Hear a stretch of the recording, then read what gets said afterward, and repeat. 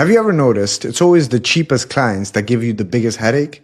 They'll try to negotiate you down to the ground. They'll try to squeeze you for everything they can. They'll try to discount on your price. Now, premium clients, they don't do that. At least not in the same way. And in this video, we're going to talk about the psychology of premium clients and how to negotiate with them.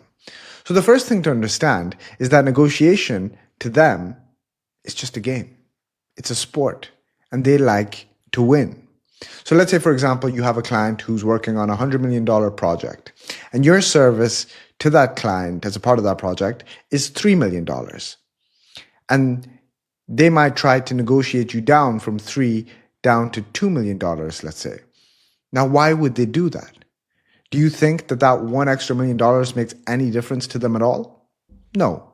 But the reason that they would try to do that is simply for the feeling of being sharp and of winning. And so once you understand that, and a lot of salespeople, they don't have any game. They don't understand that. They think that it's actually about the money or about the budget. And once you understand that, you know that it's not about the money or the budget. It's simply about the feeling. And so practically, when you enter that type of negotiation, you need leverage. You need leverage, and the way that you have leverage is that they need to understand that you're willing to walk away for the sake of that $1 million. I mean, if they feel like you're not willing to lose the deal for that $1 million, you lose the negotiation. So in order to have leverage, you need an abundance of high quality leads just like them. You need to be positioned as rare and in demand. And you need to never chase. Because they need to understand that if they don't buy from you, that you have a line waiting out the door of people just like them ready to buy. The next thing is when you're actually in the negotiation itself, when they're talking about the price, when they're fixated on those numbers, you need to get the conversation away from the numbers, don't talk about the price, and go to the value. Because premium buyers, they don't buy for the sake of a discount. They buy outcomes.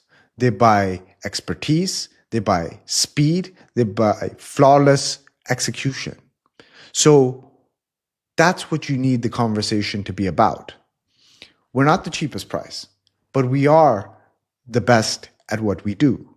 That needs to be the frame of the conversation.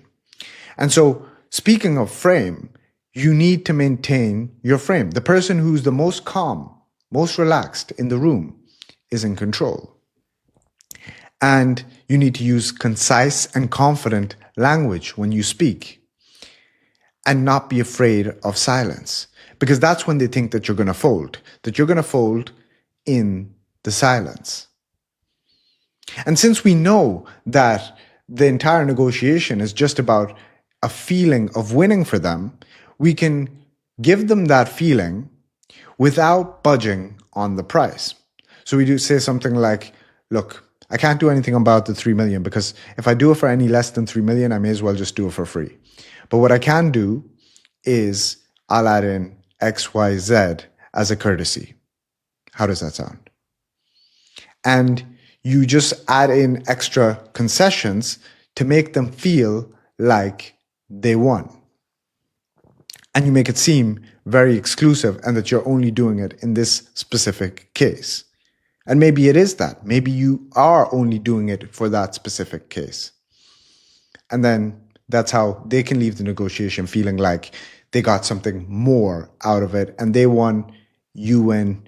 It's a win-win situation. Because also when you drop the price, you also devalue what they're actually buying as well.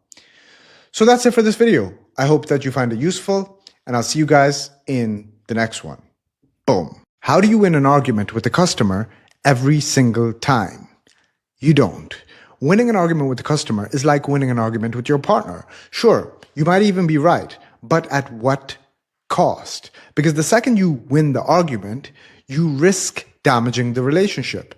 And a lot of salespeople make this mistake. They feel really good about themselves when they win arguments with customers. They get a dopamine spike when they prove their point using logic. But that logical win usually turns into a financial loss. Why? Because the second you turn the conversation into a debate with the customer, you trigger resistance. And that makes the customer shut themselves off emotionally. And if you've been in sales for any length of time, you know that customers don't buy based on logic. They buy based on emotion, and then they justify with logic. Think about buying a puppy, for example. Buying a puppy is a completely emotional decision. You see the puppy, it melts your heart, and then boom, you're sold. Now, later on, you might justify that decision with logic, like you'll say, well, now I'm going to go on more walks because now I have a dog, or it's going to teach the kids responsibility. But it's the emotion that drove the sale and the logic that justified it. And so when you argue with the customer, essentially what you're doing is cutting off the very point that drives the sale, which is the emotional connection. So what do? Well, you have to change your approach.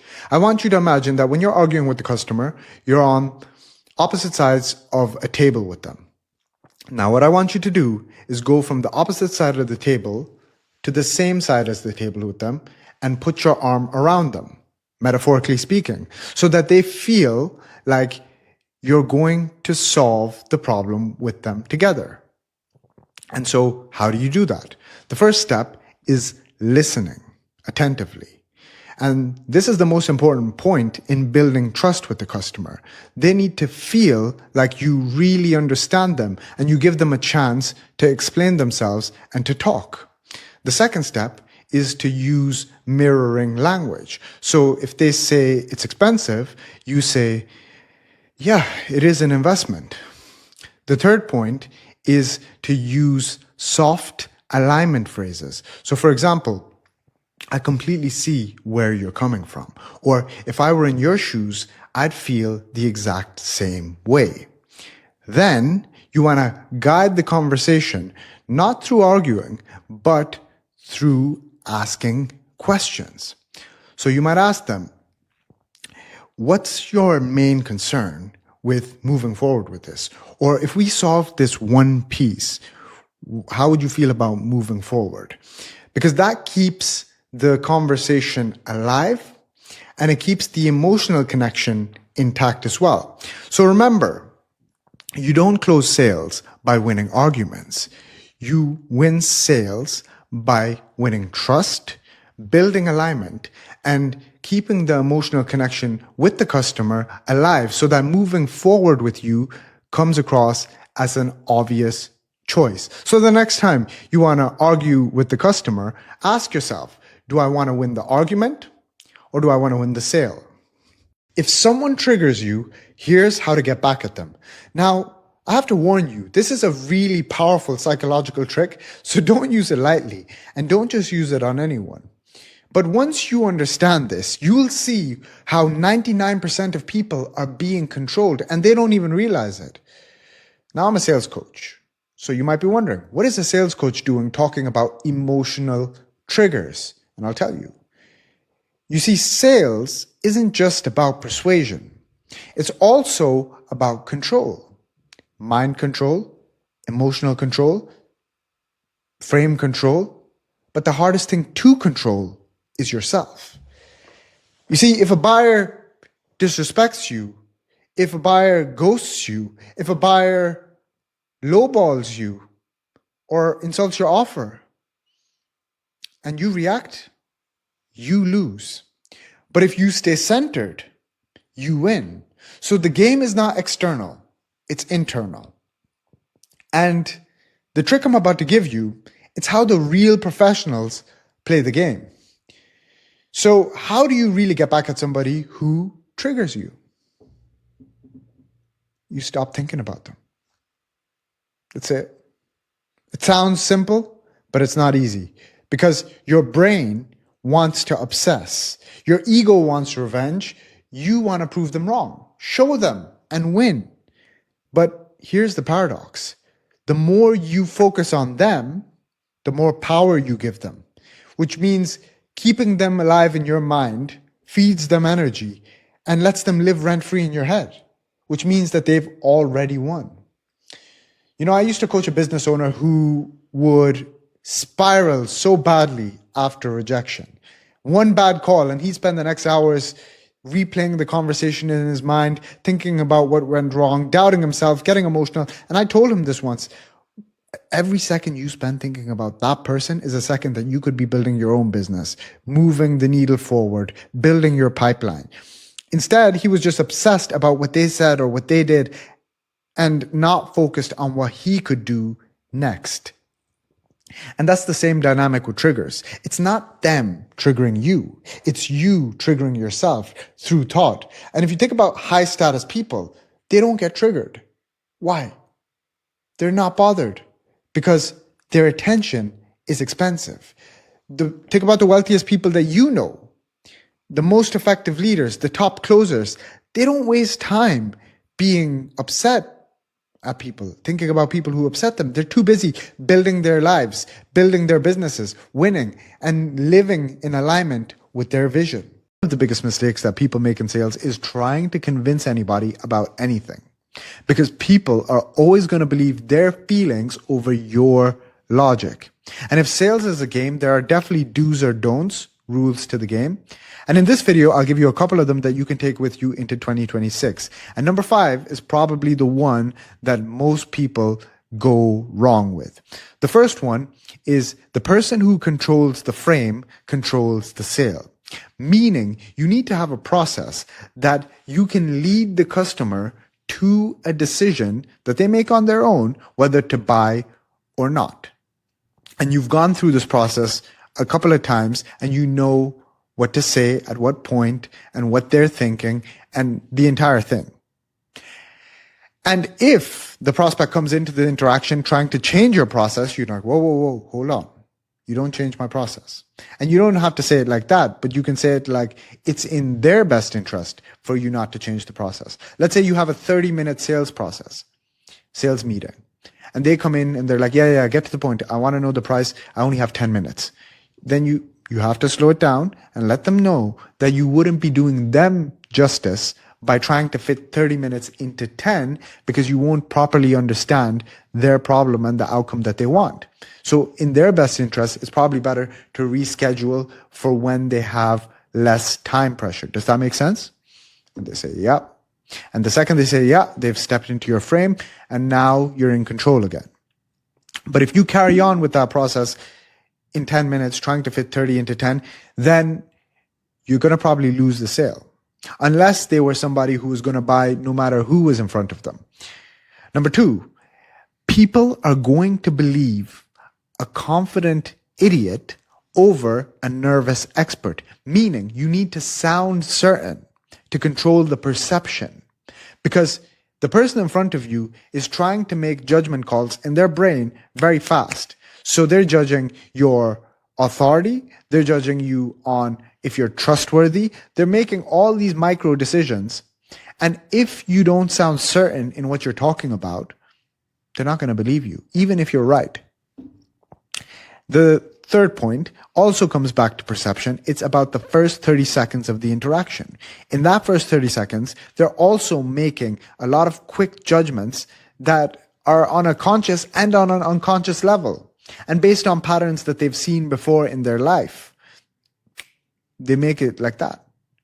So you need to understand how you look from the outside. Meaning, if you were in their shoes and you walked into your sales meeting, into your Zoom call, into your interaction, how would you judge yourself? What do you do if your competition is selling the exact same product or service as you at a lower price? Now, this is a question I get sometimes from business owners that feel like they need to drop their prices in order to compete with the competition. And I'm here to tell you today that if you're the best at whatever you do, or if you're competent at whatever you sell, there is virtually zero competition. And I'll give you an example to illustrate this. Yesterday, I was viewing some apartments, and the first guy that showed up to show me a place, he showed up 30 minutes late. And then the way that he was communicating with me was completely nonchalant and informal. Like he was calling me bro. And that in and of itself is a lesson. If you're in a business context, always go formal rather than informal. if you don't know the person. And so the next guy that was showing me an even more expensive unit that showed up, he was the polar opposite of the first guy. He was professional. He was courteous and polite. And most importantly, he was focused on increasing the value, the service to me as a client. He was focused on me as a client, and I could feel that. And so I want you to imagine that in any transaction, there's two sides of an equation. The first side is the money, the price. And then on the other side is what you get for the money, the value or the service or the product, whatever you get in exchange for the money. So what I want you to do is focus your attention on how you can increase this side. Because this side, dropping it down, dropping the price down, is a race to the bottom. And when you reach a certain price point, you can't even focus on increasing the value anymore because it just doesn't financially make sense at that point. But if you focus on increasing the value, at a certain point, it also becomes about focusing on how to convey the difference in value as best as you possibly can. Whether that's through your sales process, whether that's through marketing, that's the side that I would focus on this side of the equation. And it's super important.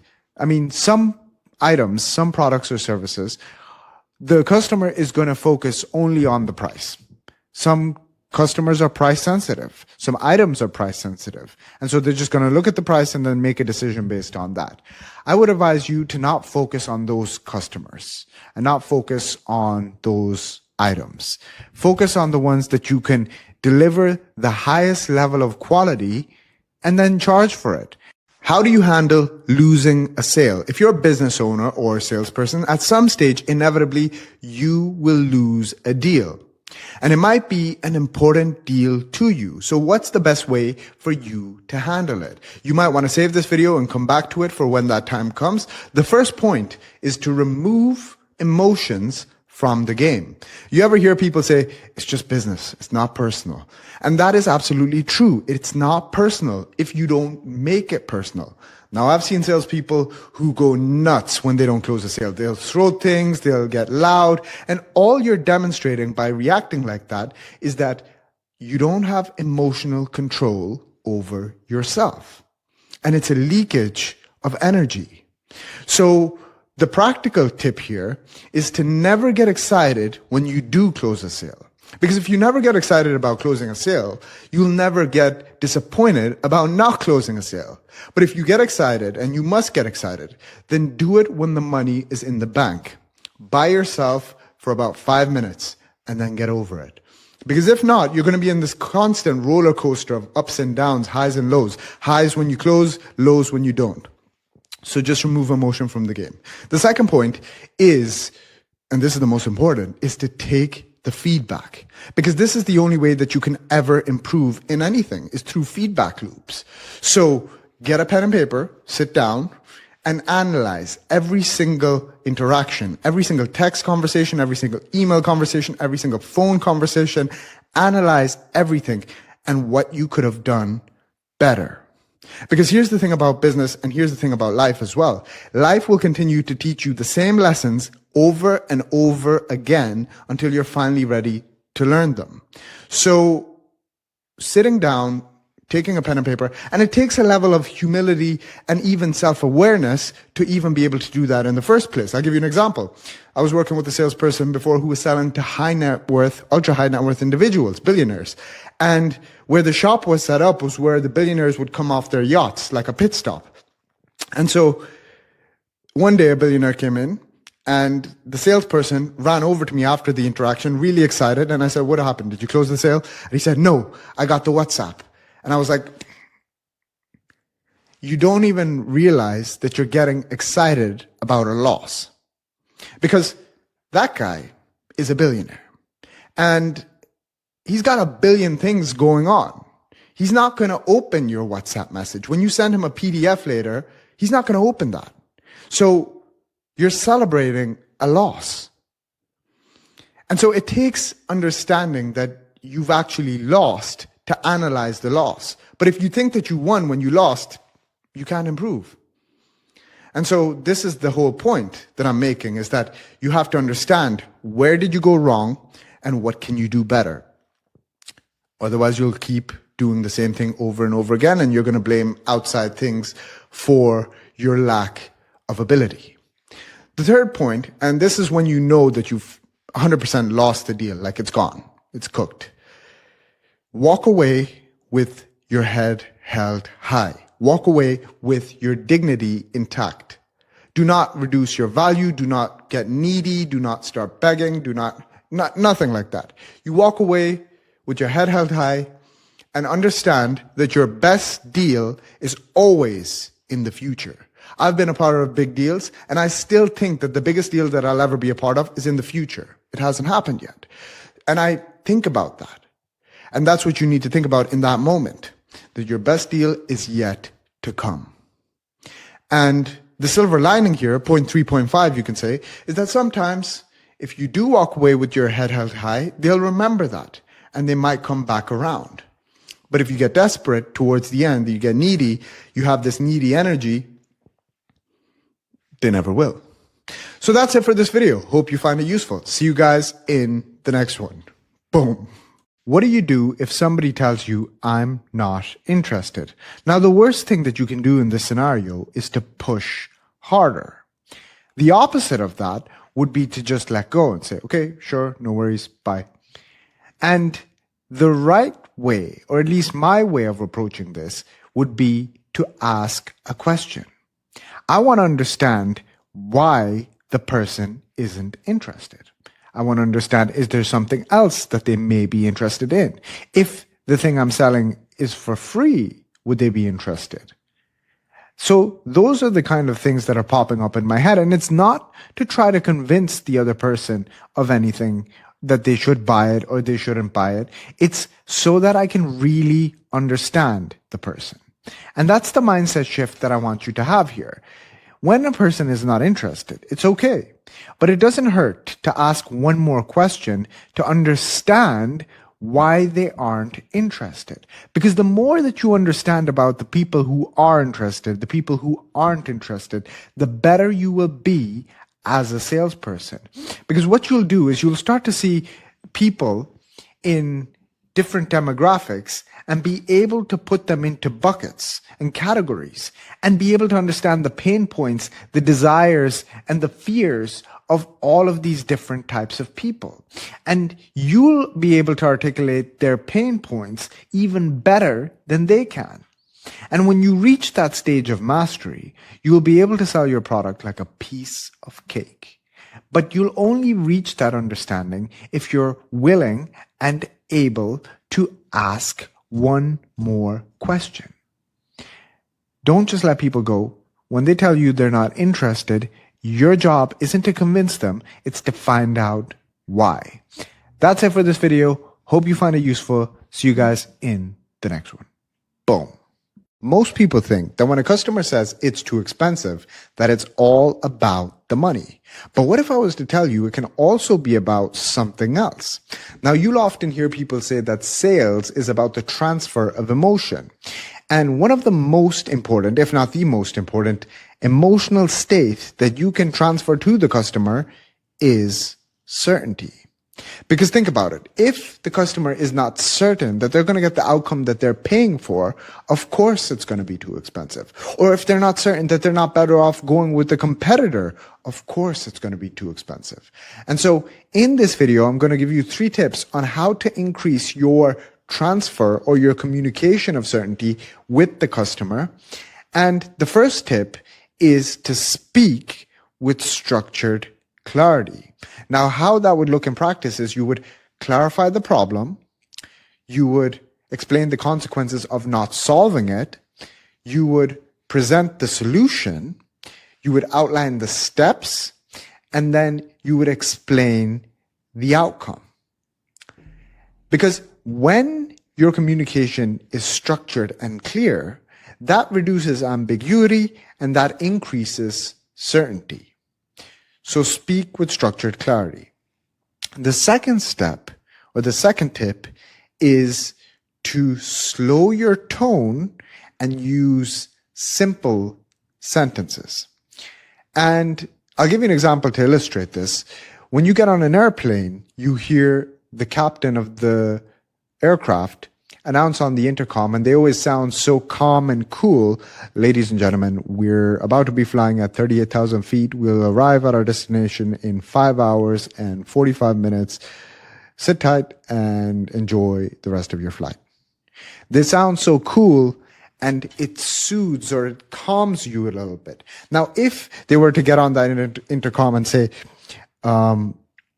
ladies and gentlemen, we might arrive at our destination at 5 hours and 45 minutes. Sit tight and, let's hope for the best. I think if you were on that aircraft, you would start to panic. On the second aircraft, you'd be like, why does he sound so unsure? So the reason why they sound so calm and confident is to soothe your nerves, or at least that's what I think. And it works. And so that's an example that's going to stick with you to understand that sometimes your tone and how you say something is just as important, or if not more important sometimes, than what you say. And use pauses. Don't rush into answering questions. When the customer asks you a question, take half a second or 1 second. They're not going to bite you over it. The third tip is to show them proof. Assume skepticism, assume that they don't believe anything that you're saying, and show them evidence, names, numbers, data, screenshots. Show them how they're going to achieve the outcome in a way that they can visualize it, because if they can visualize themselves getting the exact outcome that your product or service provides, then that reduces ambiguity, increases certainty, and you're much more likely to close the sale. Hope you found this video useful. See you guys in the next one. Boom. The most important skill in sales is being an effective communicator. And a lot of people have this belief that I'm just not a confident speaker, or I'm just not a naturally born salesperson. And I'm here to tell you that 1, these beliefs don't help you at all. And 2, it is absolutely a skill and it can be worked on. And in this video, I'll tell you exactly how to do that. So first thing is, understand that it's not about talking as much as you may think. Because you'll often hear people say, oh, you're a really good talker. You should be in sales. And they should probably be saying, you're a really good listener. You should be in sales. Because it's way more about listening than it is about talking. And this is a problem that extroverts run into sometimes when they're so focused on talking and saying the next lines that they can't actively listen to the other person. And so what that looks like is you hear what the other person is saying, but you can also put yourself in their shoes, and you can also emotionally understand where they're coming from, and you can also read between the lines, because sometimes people say one thing, but they mean something else. So you really want to understand where the other person is coming from, and how you can do that is by asking them an open-ended question, listening to their answer, and then asking them a clarifying question. Okay, so when you say that, what I understand that to mean is this. Is that right? And then get them to clarify it. And another tip with this one is take physical notes when you're listening to somebody, because that forces you to be present in the moment. And this is super effective when somebody is right in front of you in person, but it can be just as effective virtually or over the phone. When you're physically taking notes, asking them clarifying questions, they're going to feel like, wow, this person is really present in the conversation. Another way to be really present in the conversation is to be as relaxed as possible. And the way to be as relaxed as possible is to let go of your attachment to any sort of outcome.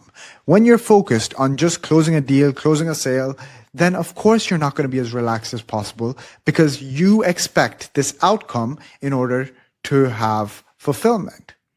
But if you go into the interaction to serve the customer, they have a problem, you have a solution, so you're there to help them as much as you possibly can, and then you let go of any attachment to the outcome, that will allow you to enter the interaction more relaxed. Another way that you can be more relaxed is to have habits that reduce your cortisol, that keep you relaxed, and stick to them religiously. So that could be prayer, that could be meditation, that could be yoga, that could be sauna and ice bath. Have something that works for you and then stick to it. Because the more relaxed you are, the better your outcome is going to be. The more attached to the outcome you are, the worse your outcome is going to be. It's kind of a paradox. And the last tip I'll give you on being an effective communicator in sales is to reduce the amount of filler words. We all have these things like like, you want to reduce these as much as humanly possible. Because if you follow all of these steps, you're listening to the person, you're asking them clarifying questions, you're taking note of what they're saying. And then when it comes time for your input, you speak clearly, concisely, simple words, simple sentences, without ums and ahs. They're going to think this guy's a genius or this girl's a genius. So that's it for this video. Hope you find it useful. See you guys in the next one. Boom. What is the difference between a top-level salesperson, a closer, and an ordinary one? Now, I find this fascinating because you can give two different people the exact same product or service to sell, the exact same leads to call, and get two completely different outcomes. So I reflected on this for a while, and I want to share my thoughts with you on it because the implications of my reflection, you can take them and apply them and become a top-level salesperson yourself, or at least it will help you get there. And if you find this type of premium sales content useful, let me know in the comments and give this video a heart, and I'll share more off-the-cuff, unscripted, raw thoughts with you. So the realization that I came to is that it's not about wearing a fancy suit, and it's not about information. It's not even about communication skills. It's about identity. It's about who the closer, the top-level salesperson sees themselves as, and who the lower-level salesperson sees themselves as. And once you understand this, it makes perfect sense. Now, in my own example, in every company I've ever worked for, I always aspired to be or became the top-level salesperson. And to the point that it actually becomes a problem sometimes, because when you become the top-level salesperson, you start throwing your weight around a little bit too much, and then you piss off the other salespeople sometimes, and they talk about you to the manager, and the manager hears about you every single day, and though your numbers are good, you become an emotional drainage for the manager, and then you end up getting fired, even though you're the best performer. That's actually happened to me before. But the idea is, the way that I get there is by becoming obsessed with the scoreboard. So if we have a company scoreboard on how much everybody's selling, I would just become obsessed with that thing to the point where I dream about that thing. Like I wake up in the middle of the night, I'll check my phone and see, okay, there's a guy ahead of me. I got to get ahead of him by the end of the month.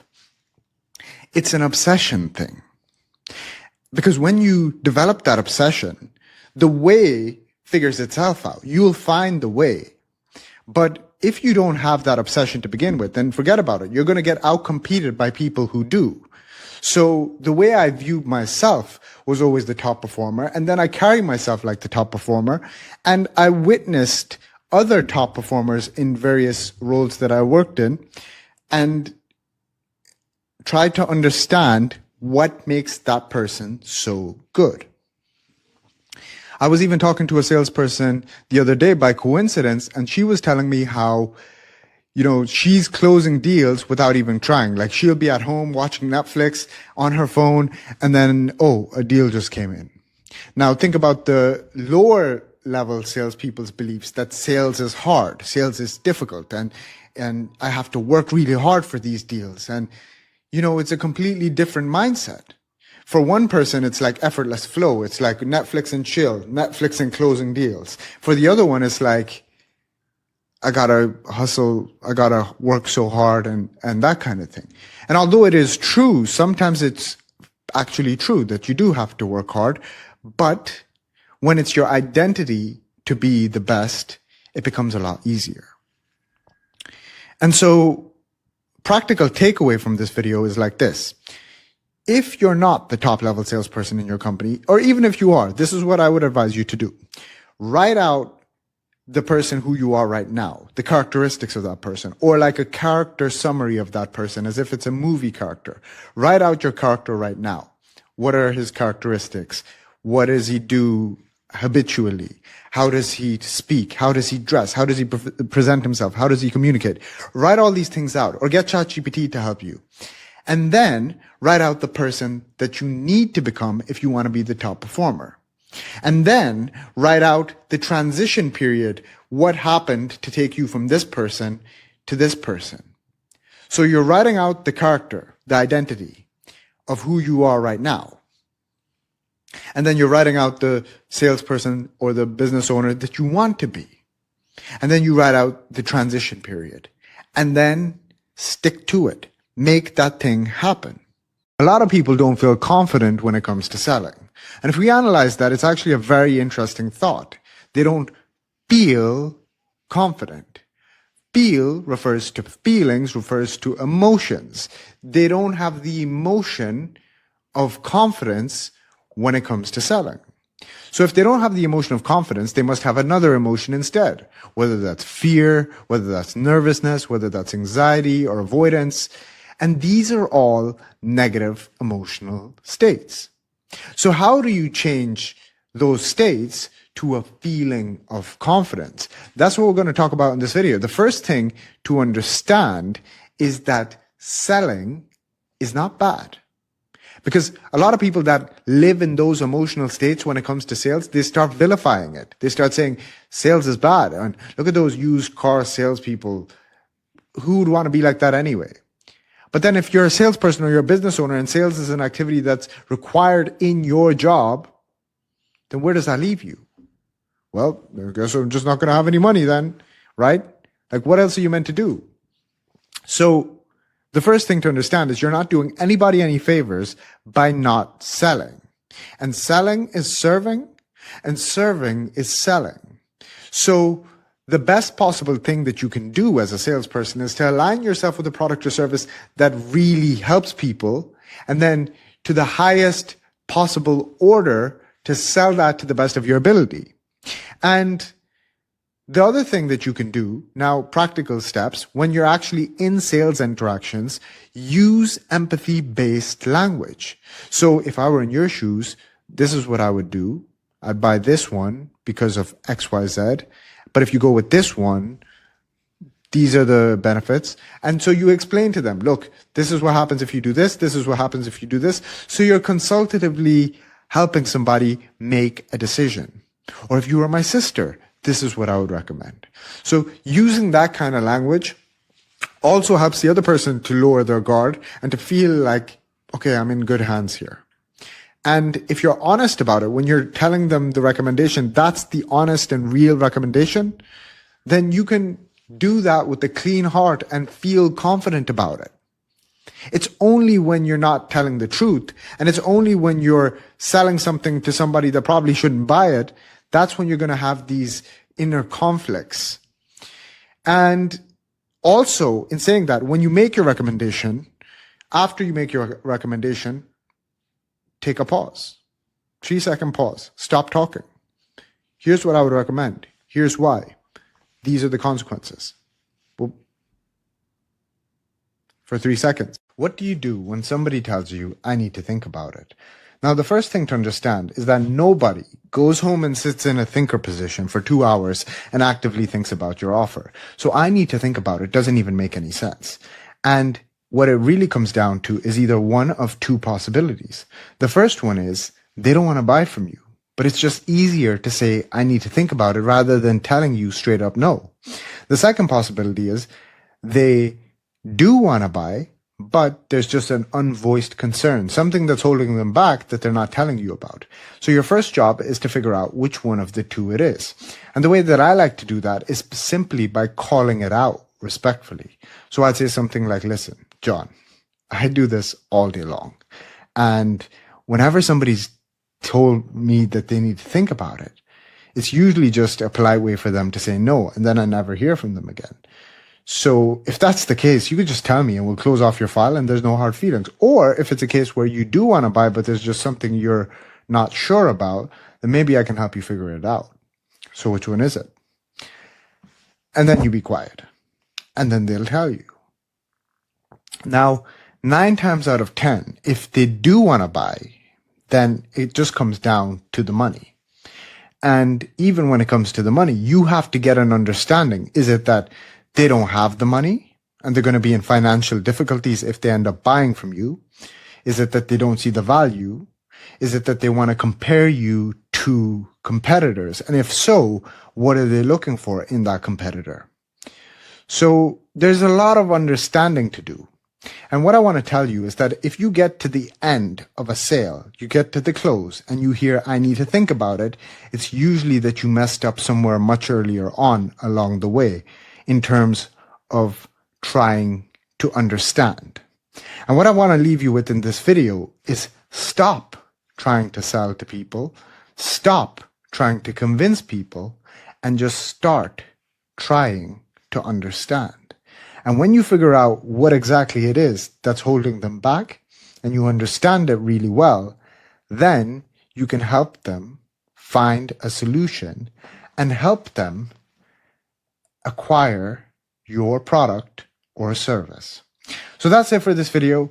Hope you find it useful, and I'll see you guys in the next one. Boom. Why do so many people struggle when it comes to selling high-ticket products and services? Well, the first thing to understand and get on the same page about is what do we mean by high ticket? Because to some people, 5,000 euros or $5,000 can mean high ticket, and to other people, that's the price of a bottle of wine that's gone in under an hour. So what I mean by high ticket is luxury properties, supercars and yachts, ultra exclusive and rare paintings, super expensive jewelry like diamonds, things of that nature. And when you're selling things of that nature, you're selling to a different type of person than when you're selling normal stuff to normal people.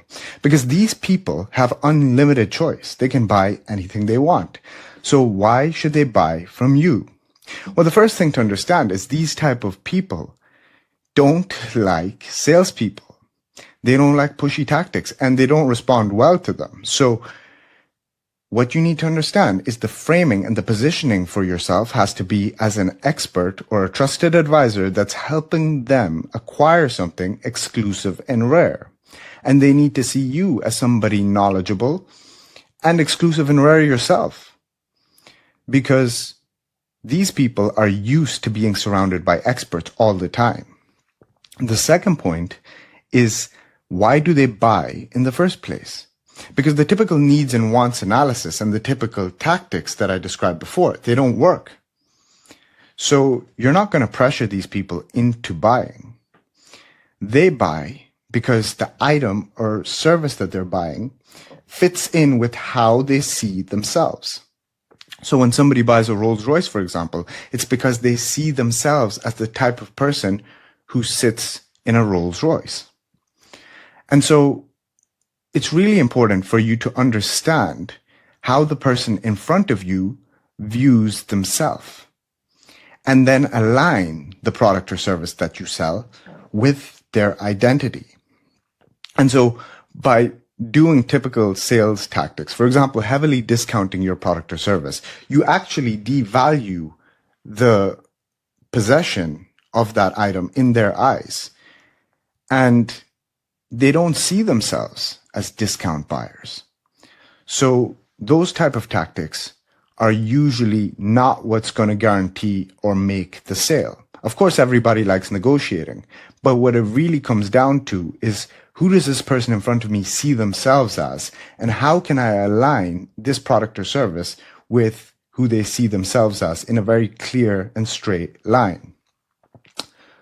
The third point is managing yourself and managing your emotions as a salesperson, because you might have pressure from your CEO or from your sales manager or head of sales to make more sales. And if you pass that pressure on and you come across as needy or desperate in their eyes, you completely get the opposite effect of what you want. So that's why I say you need to step back. So you're getting pressure from one side. You cannot pass that pressure on to them. So your communication needs to be super detached, but professional. So you have an abundance mindset as a salesperson.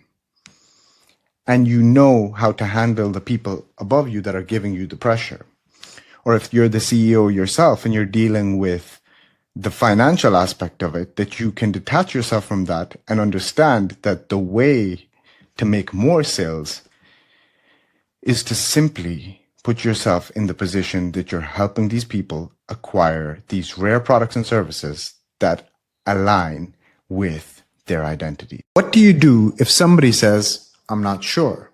Now, this might be one of the biggest mistakes that salespeople and business owners make. It's trying to change the feeling of not being sure using logic. And the reason that doesn't work is because it's exactly that. It's a feeling, and feelings don't change with logic. Feelings change into other feelings. So you want the feeling of not being sure and uncertain to change to a feeling of being certain and being sure. And the way to do that is firstly understanding that everybody's entitled to feel exactly how they feel. So never try to argue with the person's feelings. Instead, acknowledge it. Say, you know what? If I was in your shoes, I'd feel the exact same way. But help me understand something. And then you ask them an open-ended question related to that. And what you really want is for them to start talking. And you listen. And you really try to understand how they reached the conclusions that they reached. So that if they are at a conclusion that might need some questioning, that you can ask the question. And not from a place of trying to push them into a sale. Rather, trying to make them question their own conclusions. Because that's something that people rarely do. So step one, acknowledge. Step two, ask an open-ended question and help them to understand and change their own conclusions. And step three is to change your mindset from a place of trying to sell to people and convince people to a place of, I just want to understand this person in front of me and really understand them, because I see them as an extension of me. I see them as another version of me. And so I want to understand them. And then secondly, I want to serve them if they're a good fit for whatever I sell. And if they're not a good fit, then you cannot hesitate to tell them that's the truth. Because you might lose one or two sales like that, but in the bigger picture, you will win way more. Because you're coming from a place of serving rather than selling. And it might be the last advice that you expect a sales coach or a sales trainer to give you, but that's the advice of this video. Don't try to convince people about anything. Help them question their own convictions and help them change from a feeling of not being sure and am I making the right decision for me to this guy really cares about what he's doing. And so I feel like I'm in the right place. So that's it for this video. Hope you find it useful. See you guys in the next one. Boom. How do you talk about the price when it comes to sales? One of the biggest mistakes that salespeople make is getting awkward when it comes to talking about the money or talking about the price. And in this video, I'm going to give you a couple of tips on how to do that effectively. The first tip is state your price clearly and then be quiet. But in order to do that effectively, you need to be bought into what you're selling and that it's worth the money before anybody else is. You see this all the time. When you meet a salesperson who's not confident in what they're selling, it becomes very apparent. So for example, you walk into a coffee shop and you ask the barista, do you guys have good matcha here? And the barista says, yeah. You're going to say, thank you very much. I'll come back and try it another time. And you'll keep walking. But if the barista said to you, absolutely, it's the best in town. In fact, people come from all over just to try it. Would you like to try a free sample? Or if you want to try it, and if you don't like it, I'll refund you the money. Now what you've done is you've completely reduced the risk to zero. And so it becomes a no-brainer for the customer. So in the first instance, they walk away. In the second instance, more than likely, they buy. And absolutely, I mean, you cannot do that for everything. You can't do that for a $10 million property. If you don't like it, you could just get the money back, right? It's not as simple with small things, but the principle is the same, that the customer in front of you is doing a risk analysis at all times. Is this going to be worth my time? Is this going to be worth my money? Am I going to regret this? And could I have bought something better somewhere else? And so if you understand that the person in front of you, even if they're not saying it, is constantly doing these assessments or running these analysis, then you can help them try to reduce that probability that they're going to waste their time to zero as much as possible. So how you do that is make them a personalized recommendation. Understand their situation and then say, based on your situation, here's exactly what I recommend. The standard package is $50,000, but for you in your situation, I'd go for the $75,000. It's the best seller and it's for exactly what you're looking for. Would you like to pay that by cash, card? How are you going to pay that today? And make it very nonchalant. That's the second point. If you believe in what you're selling, then you're not going to make that conversation awkward. It's very relaxed and casual. It doesn't matter about the amount. If the buyer is right, if they're a right fit for what you sell, they will pay it. And they'll pay it happily. And they'll be thankful that you helped them solve their exact problem without making the price awkward. That's it for this video. Hope you find it useful. See you guys in the next one. Boom. What do you do if somebody triggers you in sales? Now, this is such an important topic, but I don't hear that many people talking about it, so I will. Now, let's imagine you have 5 sales interactions planned for today. And the first guy that comes in triggers you emotionally. He might be rude to you. He might say something disrespectful. Now you carry that energy emotionally with you into the next interaction or the next one after that even. And what if number 3 was actually a really good buyer? You could lose that deal. And not because of a lack of skill, but because you were in the wrong emotional state due to the first guy. And that's why being unreactive is one of the most underrated sales skills that there is. The client might throw an objection at you. They might challenge you. They might even be rude to you. And if you react emotionally, you lose. You lose authority, you lose composure, and the client feels it, and you can lose the client. But when you stay calm, grounded, unreactive, you become more of an authority in their eyes. Think of it like if you're playing a video game. Things are happening in front of you on a screen. You don't lose your cool. You play strategically, you make the right moves, and you win the game. And that's the mindset that you need to bring into sales. Now, it's all well and good to say that, but how do you actually do that in a practical sense? Well, I'll give you a couple of practical tips to take away from this video, to train this. The first one is to declutter your environment. Chaos outside creates chaos inside. So if your desk, your CRM, your email inbox, your life is messy, you're going to be more reactive naturally. So clean environment, controlled environment equals controlled and clear thinking. The second thing is to declutter your life. Sleep, exercise, nutrition, these are fundamental building blocks. On top of that, cutting out toxic drama, toxic people, because if your personal life is a mess, you're going to bring that emotional baggage into your sales. And the third one is micropausing. So micropausing is basically when a client says something that normally would trigger you, instead of responding, take a deep breath. And that 1 second breaks the emotional pattern and gives you back control. Because any emotional reaction that you have, just remember this. If you don't remember anything from this video, this is what you need to remember. Any sort of emotional response that you have is going to cause you to lose. You will lose. It's like Roy Masters said, when you were in school, someone would shoot a spitball at you.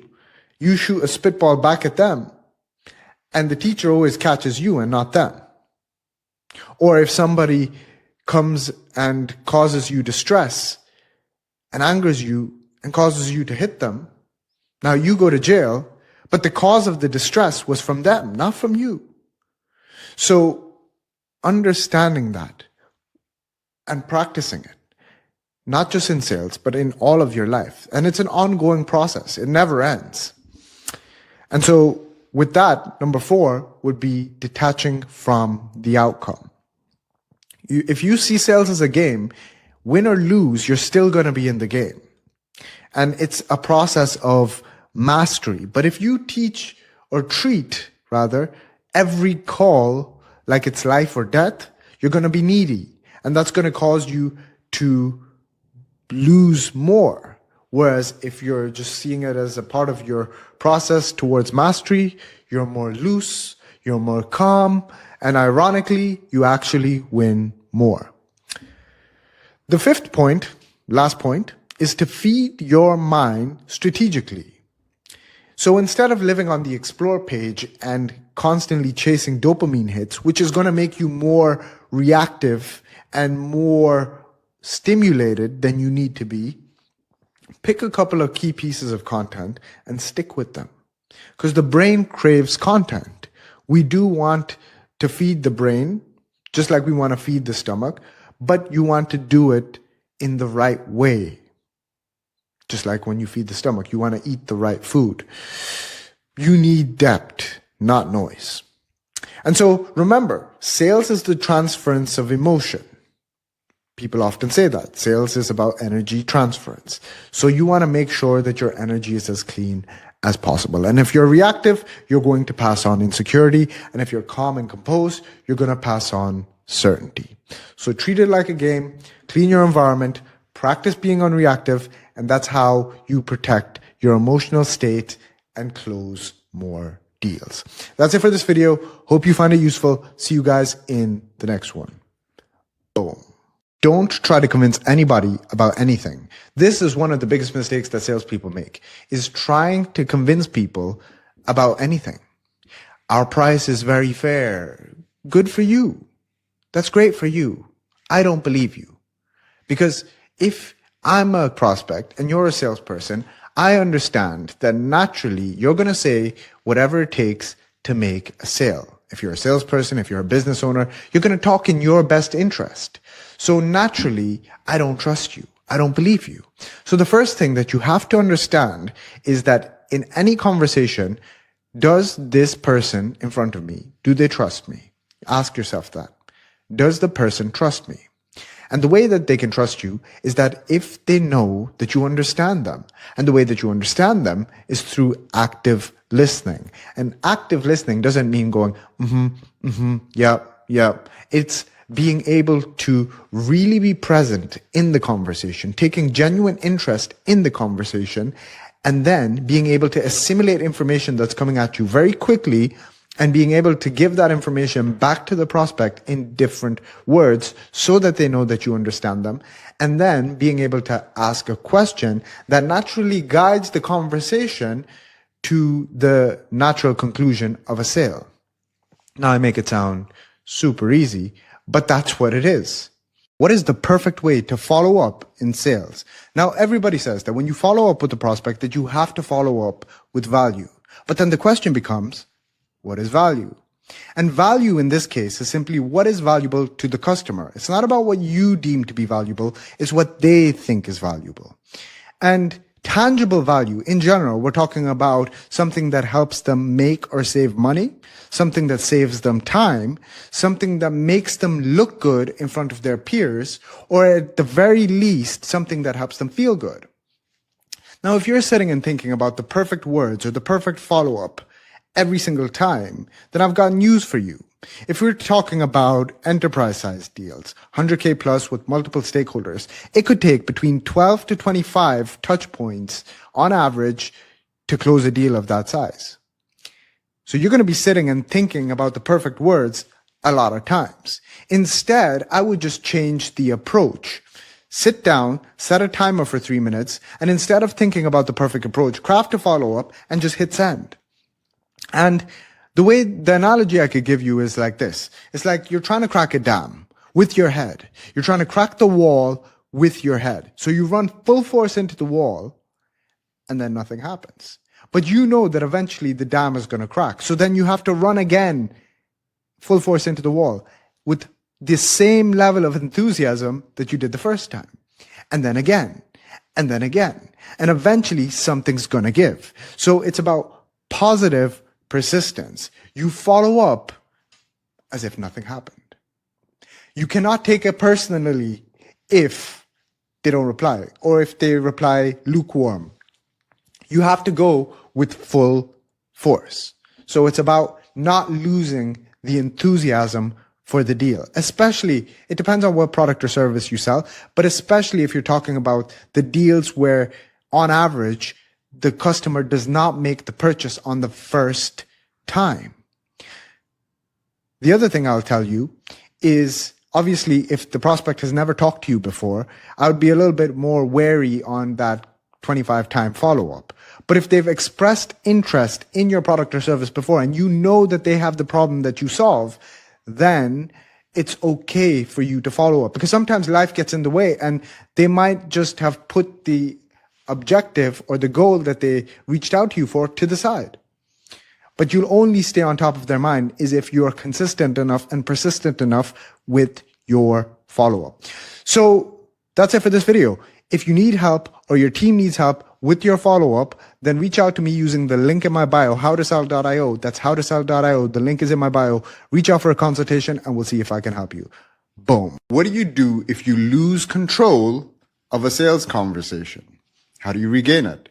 Well, the first thing to understand here is when we say control, we're not talking about dominance. We're talking about guiding the conversation, leading the conversation. And the buyer will take control of the conversation without even trying. Not because they're a bad person, but because they're unsure and they're afraid. So it's a protection mechanism that they do just out of uncertainty. So your job as the salesperson is to guide the conversation, not to convince them of anything. It's to guide. And so what you want to do in that situation is to regain control of the conversation by creating certainty and safety for the client. Now, the first thing to understand is, when are you in this situation? Okay, so a couple of signs will tell you. First thing is when you're feeling off balance, nervous, reactive, you're probably not in control of the conversation. Or if you are more so answering their questions rather than asking your own and trying to diagnose, you probably lost control of the conversation. Or if you're trying to convince them of something and they're fighting it rather than trying to diagnose their issue and trying to help them get to a solution for their problem, you've probably lost control of the conversation. So the first thing to do in this situation is to regain control of the pace first. Slow down the tempo. You know, if they come into the conversation all heated or fast paced, like, yeah, I only got 5 minutes, blah, blah, blah, blah, blah, blah, blah. Okay, slow it down. Because when you slow down the tempo, they're going to slow down as well. And it's a subtle way to regain authority without having to say it. The second thing that you want to do here is to ask them a grounding question. So you'll say, okay, just so I understand this better, let me ask you something. What is the specific outcome that we're trying to get here? Or what does a successful outcome look like for you here? Because I'm here to try to understand you the best I can so that I can help you. So that by saying that part, you're reframing what you're actually there for, what we're there for, right? So you say that part, you say, look, my goal here is to understand you so that I can help you come to the best possible outcome. Let's take this step by step so that we get it right the first time. Sounds good? Yes. They're going to say yes. Okay. Now you're in a situation where you've slowed down the tempo, you've asked the grounding question, you've reframed the conversation. Now, what you want to do, and this is critical, is that when you're listening to what they want, really try to be present and understand the exact outcome from A, where they are now, to B. How can you help them get there? Rephrase it. Whatever they say, just rephrase it and say, okay, if I'm understanding you correctly, you want X, Y, Z as an outcome. Is that right? Okay, perfect. And then talk about how that's possible. Guide them through the interaction. Because if you want to take control of the conversation again, once you lose it, you need structure. So that is the structure of taking back control. And the most important thing to remember here is that beyond the words, beyond what you say to them, it's about the energy that you show up with. It's about your certainty, your calmness, your tempo. So you want to make sure that you're not being thrown off balance by their chaos. They're in chaos because they're not sure. You're supposed to be the one grounded and bringing them the certainty. How to sound more confident in sales. When you're in a sales interaction, you're going to be judged on two main things. One, how you look, your presentation, and two, how you sound. So you might as well try to optimize both of these things as much as humanly possible before the interaction itself. Now, I could speak on these topics all day long, but in this video, I'm going to give you 3 things that you could take home and apply straight away to sound more confident and more powerful in your sales interactions. The first one is to remove filler words from your speech. Filler words are like you know, like, and almost nobody removes these things from their speech consciously. Even high-level people, you'll notice that they still use filler words. So by removing these, you put yourself ahead of 99% of the population when it comes to your speech. And this will make you sound way more confident. So how do you do that? You do that by doing exactly what I'm doing in this video. For the rest of this video, I'm going to try to not use a single filler word at all. So recording yourself is a great practice. And by catching yourself when you use one and correcting. The second thing is silence. Using silence as your secret weapon. Most salespeople are terrified of silence. They think that it makes the conversation go awkward, when in fact, it does the opposite. It gives the conversation room to breathe. It gives the other person room to fill the silence with information that you may not have even asked for, but that can help you close the sale. And it also does something going back to the first point, where it gives you room to think so that you're not using filler words. So silence is really powerful. Don't be afraid of it. If you need to sit in silence for 30 seconds, 1 minute, 2 minutes, just sit in it.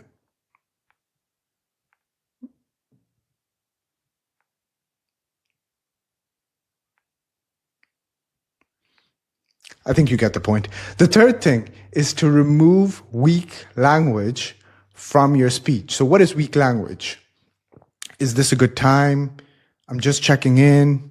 Sorry to bother you. If you tell me, sorry to bother you, I didn't think that you were bothering me, but now I do. You see what language does in that case? It's very important. How to hire top-level salespeople. Now, this video isn't for everybody. It's for business owners, And it's for sales leaders who are looking to find and hire top level salespeople. But you might just watch the video because you like me and you want to learn something. So here it is. The first thing to keep in mind is that experience and education means absolutely nothing when it comes to looking for top level salespeople. Meaning you can have somebody who has all of the experience at all of the top companies, but then you put him into a specific role and he can't perform. He can't sell. Same with education. They don't actually teach you how to sell when you're in school. So having the best degrees, it doesn't mean anything when it comes to sales. So I look at those things as smoke screens. When you ask a person first thing in an interview, so John, tell me a little bit about yourself. And they start going on about what they're doing now, what they've done, their job, their education. I'm like, okay. Get to the point. I actually prefer if somebody says, just mentions what they're doing right now rather than telling me their whole life story. But that's another thing. And then, what do you actually look for then? If you're not looking at experience and you're not looking at education? Well, you look for personal characteristics. So the first thing what I like to do is first just give the person a quick phone call. And on the phone call, I'm just trying to see, can I communicate with this person? Can they communicate back with me? Are they able to articulate themselves well? Are they able to comprehend what I'm saying well? So that's the first thing. Do they have a little bit of intelligence? So these are the things that I'm initially looking for. Then on the interview, what I'm looking for are 4 things, characteristics of the person. So here's what you look for. Determination, hunger, loyalty, and coachability, teachability, essentially.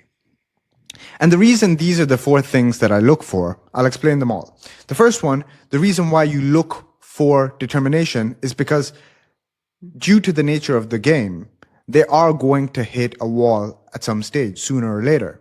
And when they hit the wall, what are they going to do? Are they going to keep going? Or are they going to let that deter them? Very simple to understand, right? Hunger. This is a big one. If the person is not hungry, there's very little that you can actually do to make them hungry. And if the person isn't hungry, there's a lot of things that can go wrong here. First of all, they could end up just being okay with not making that much money. Second of all, they could end up making a lot of money and then just getting fat and, not showing up for 2 weeks, 3 weeks. There's a lot of things that could go wrong. So you really just want someone whose pupils are dilating and they're hungry, even if they have a lot of money, that they're still as hungry as they're down to their last dollar. So you want somebody really hungry. You want someone who's loyal, because if you spend time training them about the product, training them about the process, training them about sales, you bring in a sales coach like myself to train them, and then they end up leaving, then they take all of that knowledge with them and they go sell for someone else. So you want someone who's loyal, and then you want somebody who's teachable, coachable. Because essentially, even if I find somebody who doesn't have any sales experience at all, but they're able to communicate and articulate themselves well, and then on top of that, they're able to, if they have the other qualities that I mentioned, then I'm going to pick that person over the person from Harvard that's working at freaking Microsoft in enterprise sales any day of the week. Any day of the week. I want the person with the characteristics. And so that's what to look for. Now, how do you actually test this? Because in an interview process, they are incentivized to lie to you. I mean, they're actually incentivized to lie to you. Whatever you say, if you tell them, I'm looking for someone hungry, I'm someone hungry. I'm looking for someone determined, I'm someone determined.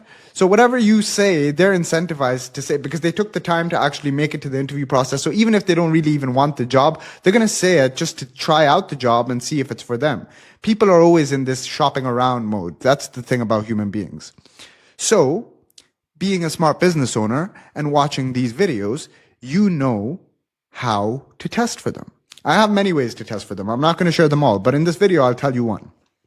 I asked them, so what I'm looking for essentially, John, what I'm looking for, I don't really care about your experience. I don't really care about your education. What I want from a person for this role is essentially somebody who's hungry and determined. Can you tell me a specific example from your life, doesn't have to be professional, where you demonstrated determination. That's it. Or if I say loyalty. Now, what you don't want is somebody that gives you a very vague answer. So there's two ways that they can answer this. Essentially, they can answer it vague or they can answer it specific. If they say, oh yeah, I'm very loyal with my friends. Oh yeah, I'm very determined. Whenever I take on a task, I do it to the max. Then you know that that's bullshit. Here's how you answer that question. When I started out in sales, I worked for a company in Dubai. I moved to Dubai out of my own pocket with the last savings that I had. I paid for the ticket. I paid for the accommodation. I paid for everything. And I got a commission-only sales job, which means that if I didn't sell, I wouldn't eat. And I'd go to the office every morning at 8 in the morning. And I'd leave the office every evening at 8 p.m. at night. And the only reason I left at 8 p.m. at night is because people would get pissed off if I would call them after 8 p.m. or 9 p.m. If I called them, they'd be like, this guy's crazy calling me at 9 p.m. in the evening. And in the office that I worked at, there was 20 salespeople and none of them were doing anything. They were all sitting in front of a computer pretending to work, doing pseudo work. They'd be logged in on LinkedIn, sending a message back and forth. They'd be sending an email back and forth, 2 emails and I'm done for the day. Good day of work. That's what the office was like. But there was one guy in the whole office who would stay on the phone all day long. And if you've ever seen The Pursuit of Happiness, when Will Smith gets that job in the stock brokerage company, or he gets the trial in that stock brokerage company, what he does is he sits in the office and he just, to save time, he doesn't put the phone down. So he dials. When the phone call ends, he just keeps the phone here and dials again. So that's what that guy was like. So I strategically moved my chair to go sit beside him. And I would try to outwork him. And I did end up outworking him, and I became the top salesperson in the entire company. And that was purely due to my determination. You see, that's a very specific story on how to answer that question. Now, I've asked that question to a lot of different people, and I've probably had one person that could have answered it like that. There's not that many people who answer that question well. But that's how you do it. That's one way to do it. There are other ways, but like I said, I'm not going to give you all my sauce in this video. And then, how do you actually find these people? Like, good salespeople, great salespeople, they're not just hanging around. Like, they are very difficult to find. It's very, very rare to find, and they need to be incentivized well. Compensation structure needs to be on point. There's a lot of considerations. But what's actually easier to find is somebody who's a great salesperson and they don't even know it. Somebody who has all of the potential to be a great salesperson, but they're not yet. And you take that person, you hire them, you find them, you train them, you indoctrinate them. And that's a very important part. You see, with the businesses that I'm helping them find salespeople, one of the things that I do, I have a whole process. But one of the things in the process is that they start watching this content. Some of them are going to see this video. And what ends up happening is that they get indoctrinated by the content. And they love me. And they don't love me because of me as a human being. They love what I represent. They love the ambition, the drive, the passion, the work ethic. And a lot of them tell me, like, Babar, you don't even sleep, man. Because I respond at every out, like I'm awake for every time zone. So, and that's what I love. Like, I love the game. And I give that energy to them. And then they love the game. And then it just continues and they get results. So that's it for this video. Hope that you took away something from it. Obviously, there's a lot more to hiring than that, hiring great salespeople. And then once you do hire them as well, I've seen this happen so many times. In fact, I've seen it in this last week as well, where, the compensation structure just doesn't make sense because the team, it's a tech company and they are building a sales team for the first time, but they're not salespeople. They're tech people. So they give a huge base salary and a bonus every 6 months. But that just kills the drive of the salesperson. Because whether they perform or whether they don't perform, they still get the same salary. And if they perform really, really well, they might get like a 10% increase after 6 months. You can't even, as a salesperson, you can't even think about 6 months down the line. You're thinking about this month. You're thinking about this week, probably. And so that's it for this video.